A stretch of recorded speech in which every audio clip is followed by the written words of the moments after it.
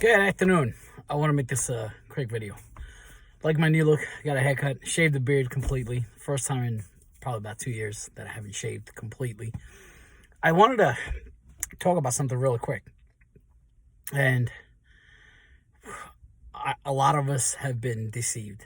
I don't know how to say this, but, Donald Trump has deceived close to 75 million Americans and probably hundreds of millions of people around the world.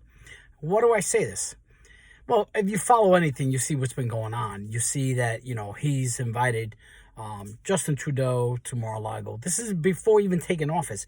He's invited Macron. He's invited a lot of other political leaders around the world. And you know what? You understand, because he's trying to develop a relationship, because he's coming into office. He wants to try and develop the relationship with that have been really not too good, with the United States and these other countries. And I've also seen him invite Jeff Bezos to Mar-a-Lago. Zuckerberg, of all people, who probably was more integral in making sure that Trump lost the 2020 election than anybody else. He invited Zuckerberg, and he invited other big, giant business leaders, rich people around the world. And again, I understand that he's trying to, establish and develop relationships, because he wants to help, strengthen our economy, make our country great again, as he says.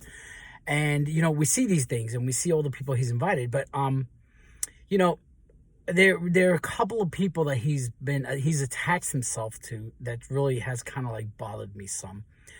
Like, he has Vivek Ramaswamy on his staff, on his cabinet. And, Vivek was also running for president. And that I kind of understand, because that always happened. A lot of people who supported Vivek also went on to support Trump. So I kind of understand that. And then he had Elon Musk. Elon Musk gave a lot of money to Donald Trump's campaign, which I understand. That's a game of politics. Somebody gives you a lot of money, you kind of rub elbows with them. The problem is this: he's the richest man in the world. So with money comes a lot of power. And we see how Elon Musk has been getting involved, and really, to a certain extent, behind the scenes, affecting policies in a certain way or another. He's been very vocal about things and how he wants to see things. But my question is, when was he elected? Has he ever received a single vote for anything? No. And don't get me wrong, because, I was a big, well, kind of in a way, I kind of am still an Elon Musk fan to a certain extent. But he's starting to reveal his true colors. And so Trump has been speaking a lot about mass deportation of illegal immigrants, which I'm okay with it. I'm 100% with it. And so was, Musk was behind it, and so was Ramaswamy behind it. But now I read something where they both said that we need to bring in migrants from India into this country to help us with our tech industry for jobs. So I'm like, well, that doesn't make sense. You're going to deport a whole bunch of people who are already here, illegally or not, and then you're going to bring other people in. What about the Americans that are left here? What about, making the jobs for them? Or get them to the point where they can take on these jobs.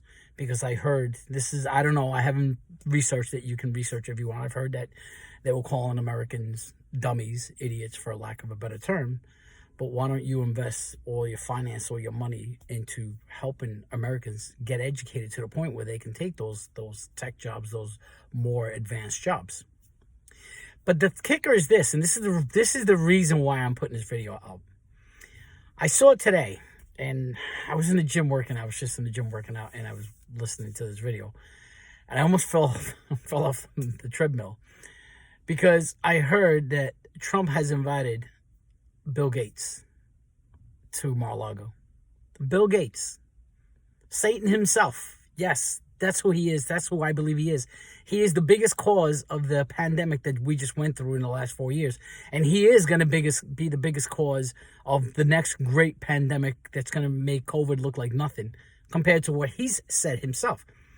He is nothing but he wants to kill people off. He thinks our population is too much, that we should reduce our population to 500 million or whatever he said. You can look it up. I know I've seen the videos, but there's so much. This guy is I'm not going to go as far and saying he's the Antichrist, but he's the closest candidate to being an Antichrist. And Trump is inviting him. Trump is going to rub elbows with this guy. Trump is going to be on this guy's side. They're going to work together. I can't even imagine what they're planning for us. Trump has really disappointed me.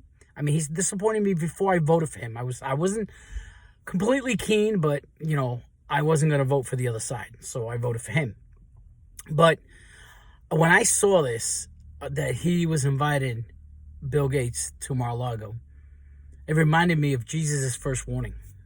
What was Jesus' first warning to his disciples? Take heed that you are not deceived. Take heed that you are not deceived. And sadly, a lot of people have been deceived by Donald Trump, especially Christians. I've seen so many Christians, and I didn't put them on a pedestal, but I seen and I still see so many Christians that have put Donald Trump on a pedestal, godlike pedestal. I didn't put him that high at all. I didn't even put him on a pedestal at all. But he has deceived every single one of us. And I know some of you are going to disagree with what I'm saying here, but you know what? Go do your own research. Go read. Go see what's happening. And, you know, you can give all these excuses you want. And I was giving him the benefit of the doubt, inviting all these people to Mar-a-Lago and trying to put all these things together. But the moment I saw that name, Bill Gates, you know, somebody on X said, Bill Gates now, who's next? George Soros? You know, is he going to invite Klaus Schwab also to Mar-a-Lago? Then if he does, then that's the end of humanity. This country is done. The way I see it is done. And I'm reminded, as I was watching this video today, I was reminded of what Trump said. Where he said, if I'm elected, you'll never have to vote again. If I'm elected, you'll never have to vote again. And I made that comment. I've told a couple of friends of mine who were Trump supporters. When he said that, I said, wait a minute, I'm a little worried here when he says it. Oh, you're taking it, you're blowing out of proportion. It's not, you're taking it to the extreme where it wasn't really what he said. If I'm elected, you'll never have to vote again. Or maybe he should have said, if I'm elected, you'll never vote again.